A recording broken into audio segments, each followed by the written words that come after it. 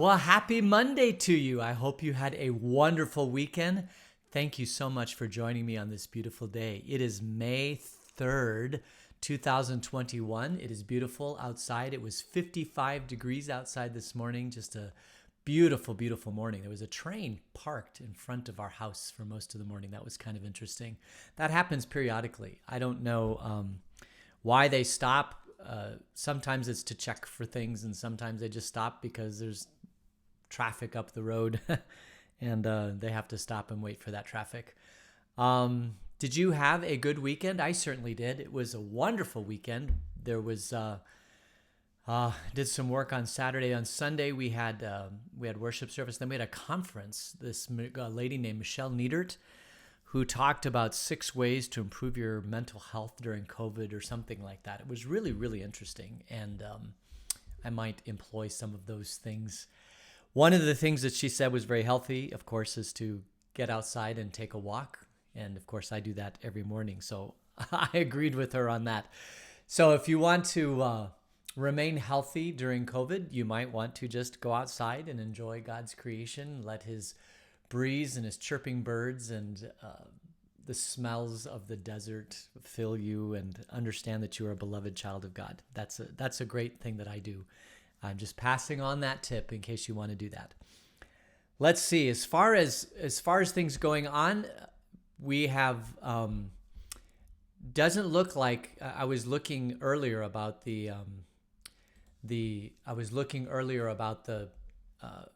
COVID stuff in Pima County. It appears that we are still in a lull between a second and a potential third wave. I don't know if we have a third wave, but if we do have a third wave, it's kind of, I see it might happen, but it may not happen either. So we'll have to see.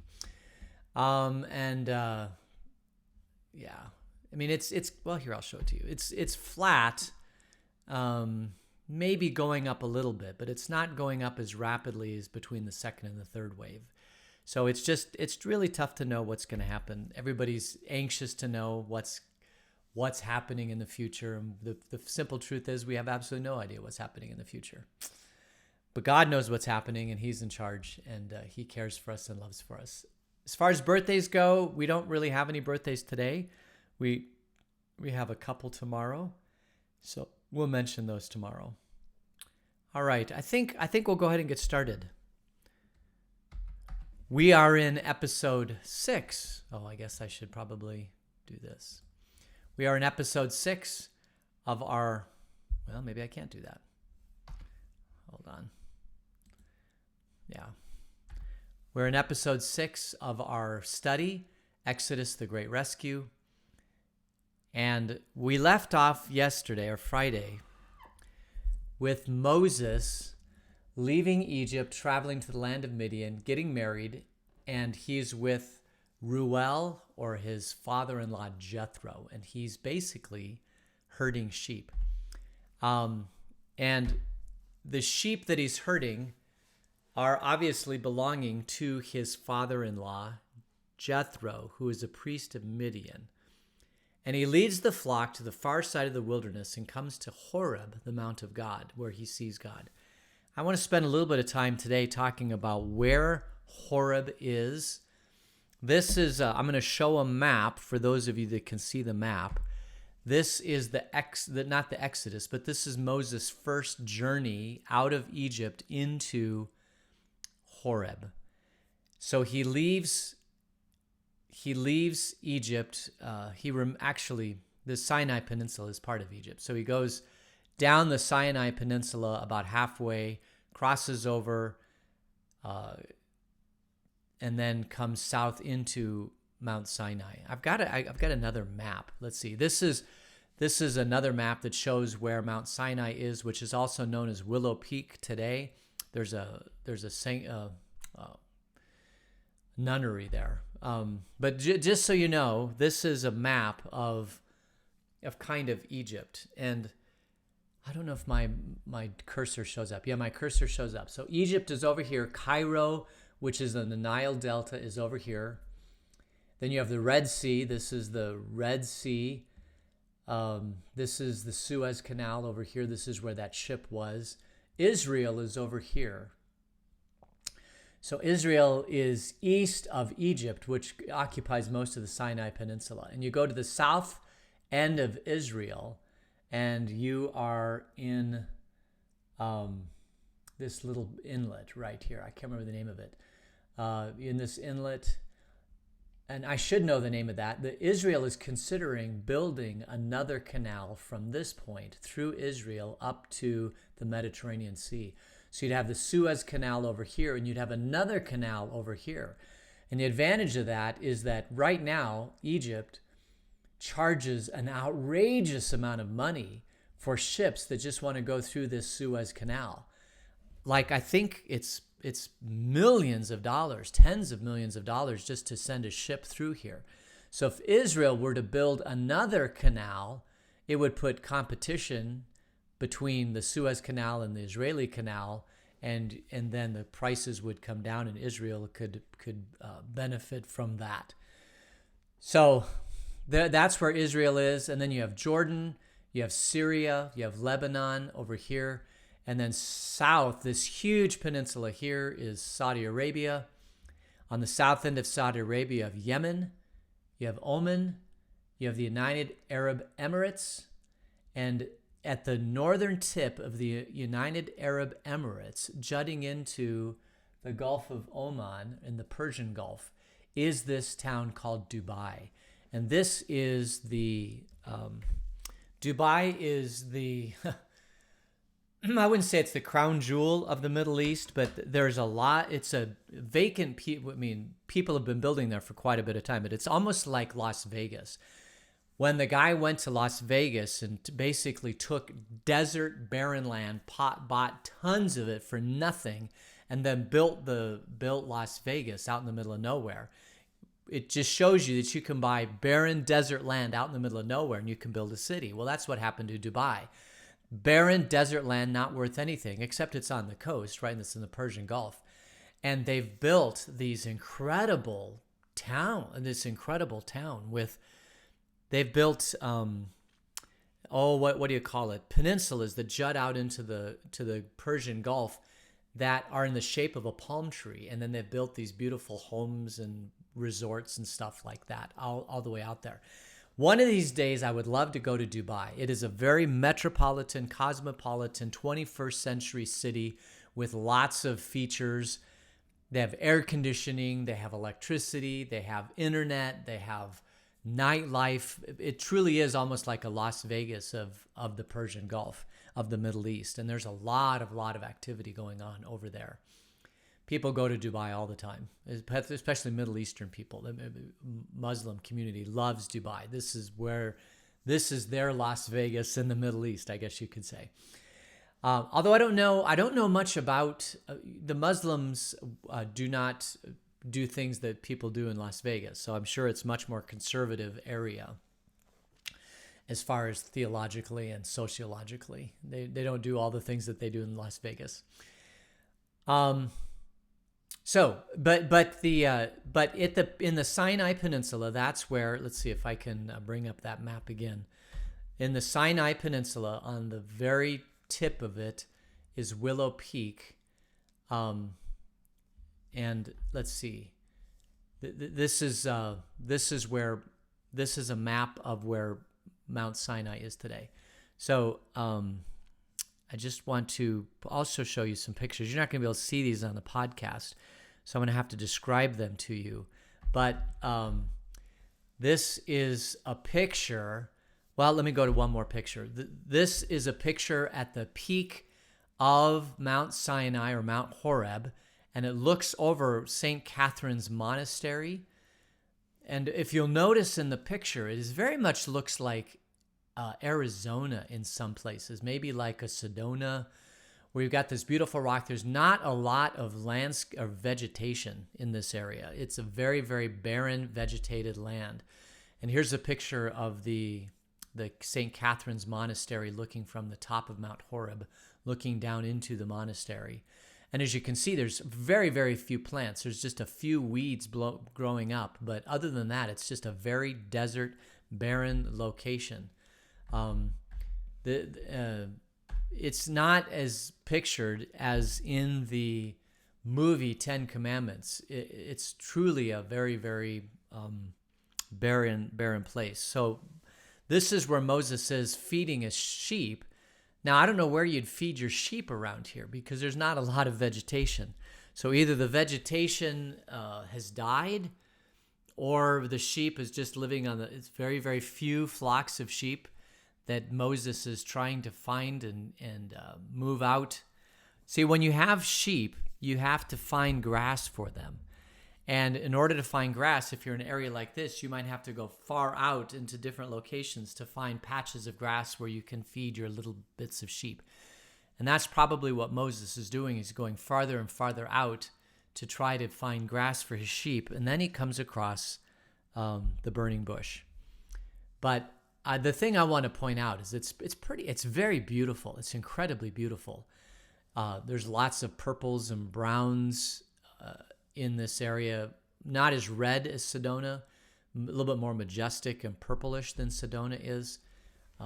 Lots of rock. It's basically just a rock outcropping surrounded by a rock outcropping with very, very little vegetation. So that's basically where it is. And we picked up the story on Friday, but I want to just repeat it again because this is, you might have forgotten. Let's see. So we'll start at Exodus chapter 3, verse 1. Now Moses was tending the flock of Jethro, his father-in-law, the priest of Midian, and he led the flock to the far side of the wilderness and came to Horeb, the mountain of God. And again, Horeb and Sinai, we'll see in Exodus, you have Horeb and Mount Sinai. Most authors believe this is the same location, it's just different names, or maybe even different sides of the mountain. It could be the same mountain, but you're looking at it from one side or from the other side, how you ascent the mountain. Did you go up the Horeb side or did you go up the Mount Sinai side? If you trace the roots of these names, I remember reading at one place that Horeb and Sinai is the moon and Horeb is the sun, and so you have the sun and the moon side of the mountain, maybe based upon where the sun rises and sets, that you have different names from the mountain, even from based upon which side are you on the leeward or the wayward side of the mountain, right? And so that could possibly be it also. So he leads his flock up to the far side of the wilderness and came to Horeb, the mountain of God. And there the angel of the Lord appeared to him in flames of fire within a bush. We call these things theophanies. Whenever we see God or an angel of God reveal himself as a man or as an angel to mankind, when God wants to reveal himself in a person, as he did to Jacob and others, then that's called a theophany. Theophany, a theophany. And a theophany is basically where God turns into some creature or some humanoid being to reveal himself and to talk. So this is an angel of the Lord who appeared to Moses in a flame of fire from within a bush. And Moses saw that though the bush was on fire, it did not burn up. So Moses thought, I will go over and see this strange sight, why the bush does not burn up. And when the Lord saw that he had gone over to look, God called out to him from within the burning bush, and he said, Moses, Moses. And Moses said, Here I am. So Moses sees a burning bush. He goes over. So obviously there has to be some vegetation, right? So because there's a burning bush. But Moses sees a bush that's burning and he walks over to it and God starts talking to him through the bush. And then what does God say? God says, do not come any closer. Take off your sandals, for the place that you are standing is holy ground. And then he said, I am the God of your father, the God of Abraham, the God of Isaac, the God of Jacob. At this, Moses hid his face because he was afraid to look at God. And I think this is a very natural response to somebody who is in the presence of God. If you truly are in the presence of God and you know you are in the presence of God, a couple things are going to happen. First of all, is you're going to realize that God exists. We talk about God in a very subjective or abstract way. We don't have direct proof that God exists. And the reason why we don't have direct proof that God exists is because God wants to build faith in us. Because once you know that God exists, without a shadow of a doubt, if you know that God exists, you have a couple. First of all, you know He exists. Second of all, you know that there's something more powerful than you that could destroy you with the snap of His fingers or the command of His voice.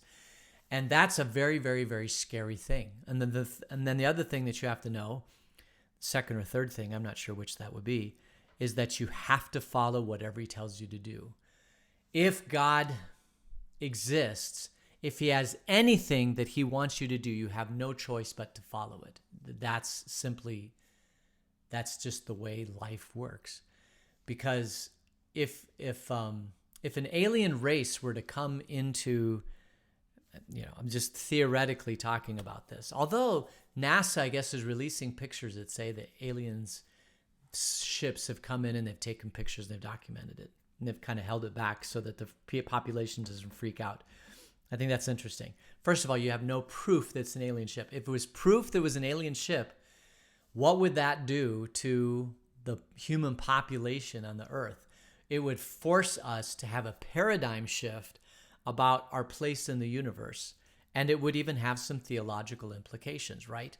Now, there's nothing in the Bible that says that God couldn't have created other places in the universe, that we're part of a grand creation of God.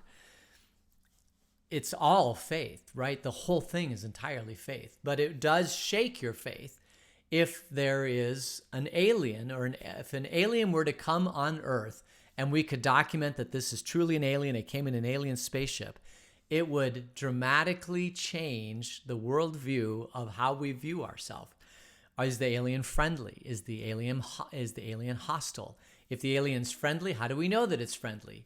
But if it has the ability to come through space and onto our planet, then it has technology much greater than we have at this point in time. We don't have the technology to go faster than the speed of light. Aliens would have to be able to go faster than the speed of light in order to get from a distant solar system into our solar system. And we know that there's no life in our solar system except on planet Earth. At least that's what I believe. But in other solar systems across the universe, I have no idea. But if there were, they'd have to travel very, very, very fast. Many, many, many times, multiple times the speed of light, so that they could get from one solar system to the other solar system. Or they'd have to find wormholes or alternate galaxy type things. I don't know. But anyway, once they reached here, they would be more powerful than we are. At least at this point, they'd be more powerful than we are. And so we'd have to know, are they friendly or are they going to destroy us? Are they going to conquer us or are they going to destroy us? So Moses is now in the presence of God with a burning bush. He's absolutely convinced that God exists because God's now talking to him out of a burning bush. And now the question you're going to have is this a friendly God or is this a God that's going to consume me? And the first thing that God tells Moses is not a friendly thing. I wouldn't say it's a hostile thing, but it's something that should make you shiver. He says, do not come any closer. Take off your sandals, for the place where you're standing is holy ground.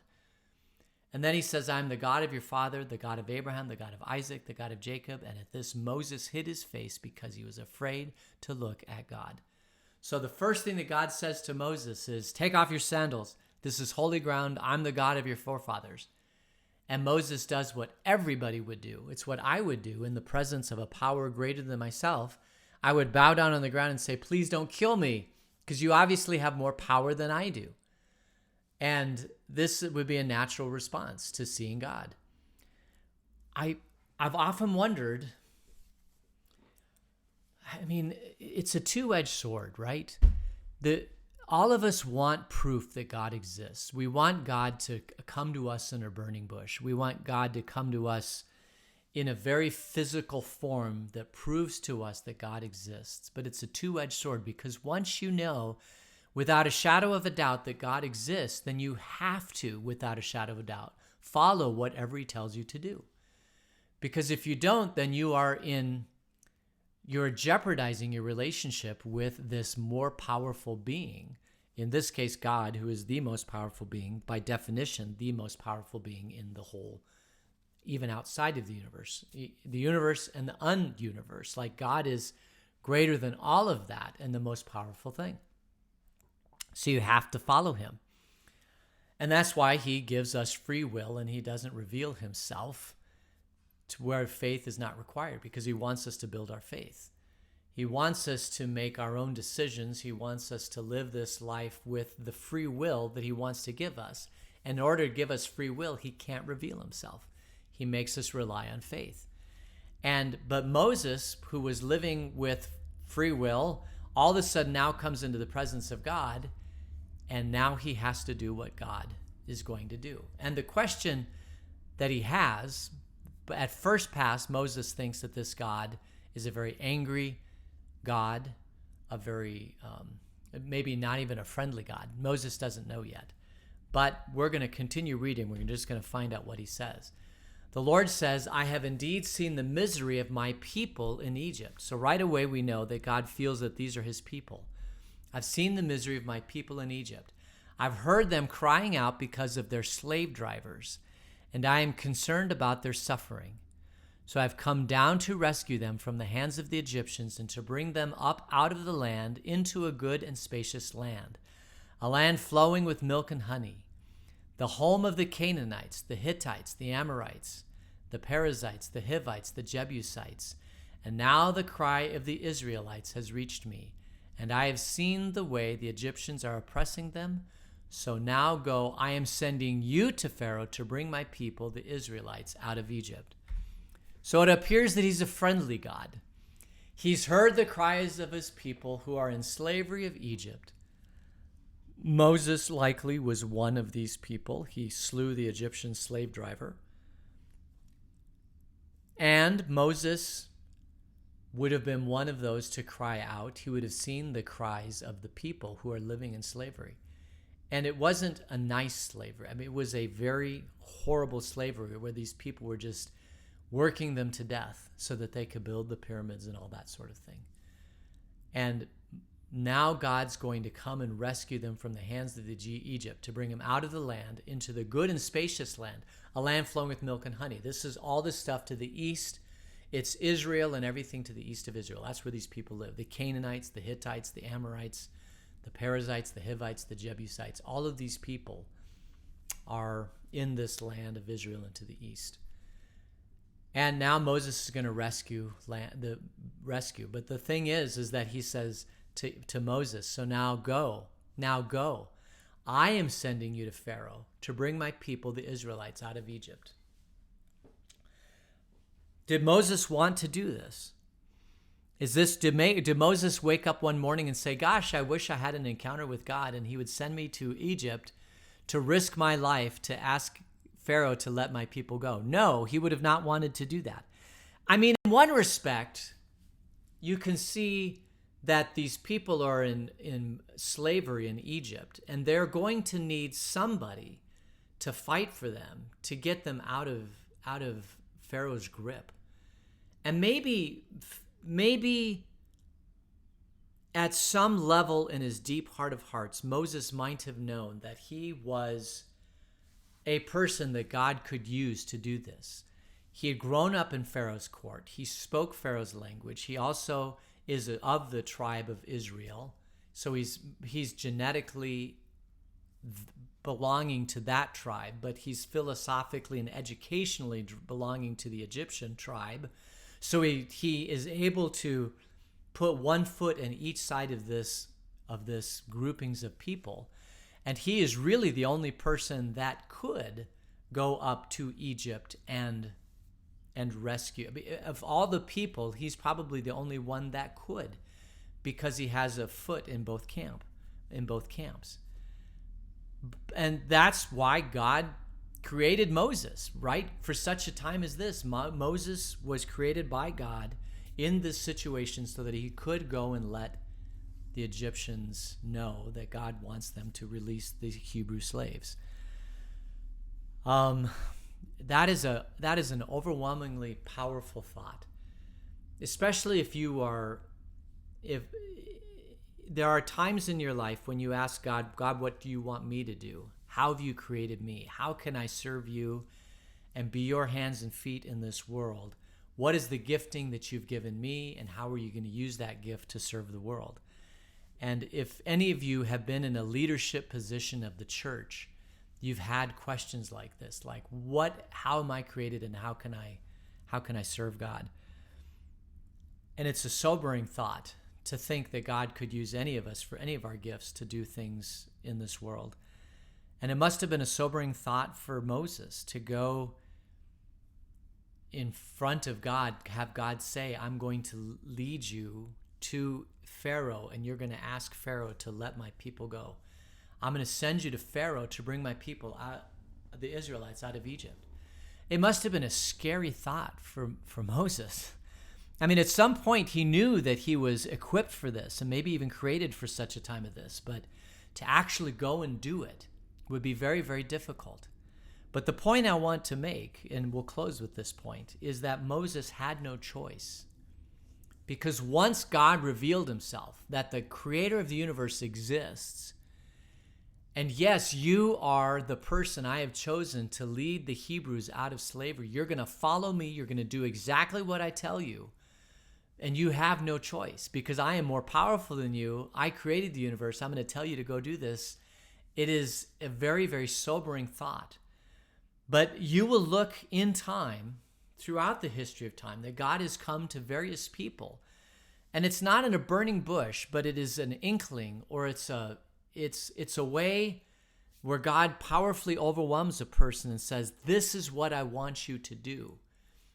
In some senses, people who go to the seminary, who felt like they're called into the pastoral ministry, will often have stories like this. Like, I've just felt God calling me. It wasn't a burning bush experience, but it was an experience where I felt convinced that God wanted me to go in a certain path. But it's not limited to people who are, going to the seminary. All of us, no matter what our walk of life, may have these moments in life where God just leads us to do something in our lives. It's not a burning bush experience, but it is like a burning bush experience because we become convinced that this is what God wants us to do. And you'll meet people like this. Even the people who started the church that I now serve, they at some point gathered together and they asked God's guidance and wisdom. And they said, yes, this is what we feel God is calling us to do. It's a call. And what is the difference between a call and an urge is that a call, you can't go against God in a call. If God's truly calling you to do something and you feel within your heart of hearts that this is what God's calling you, you can't go against God. It takes a tremendous amount of belief that God's calling you somewhere else to not do what God's calling you to do.